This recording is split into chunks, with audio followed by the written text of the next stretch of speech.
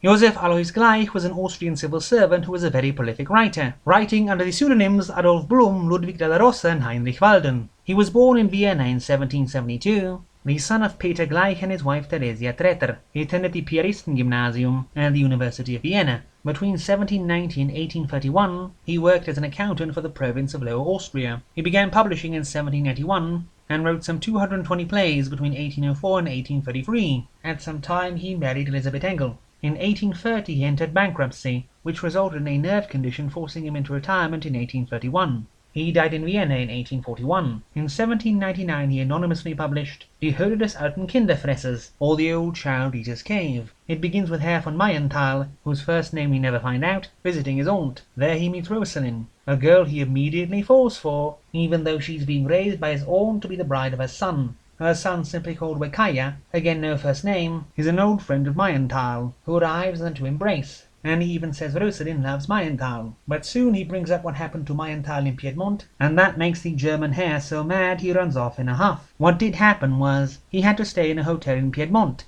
and someone kept stealing his things and put a portrait of a young woman into his room while it was locked, and when trying to find answers, he's accused of being a two-timing villain towards a granddaughter by an old lady who yells at him out of nowhere. Then when trying to set the record straight, he is told the woman died, and that he should make himself scarce, since she had a lot of friends in the neighborhood and he would be accused of having murdered her otherwise. While reminiscing about this event, he finds himself lost in the woods, and is brought to the house of an educated farmer who goes on and on about the proper way to educate children. That night, as he is laid to rest, Mayenthal is suddenly seized by masked men and brought into an underground chamber with 50 men in red hoods, and is so impressed by the League for Human Well-Being, he offers to join, even being given a fancy sword in the process. But lest he think he will ever actually get to use it, no. Instead he learns that while taking care of the estate of his dead uncle, Rosalind had been abducted by a nobleman whose advances she rejected. Making his way back, he immediately abandons the search for Rosalind and goes back home to take care of his tenants instead. Along the way he accidentally runs into and saves Rosalind's mother, without knowing who she is, before the rescue.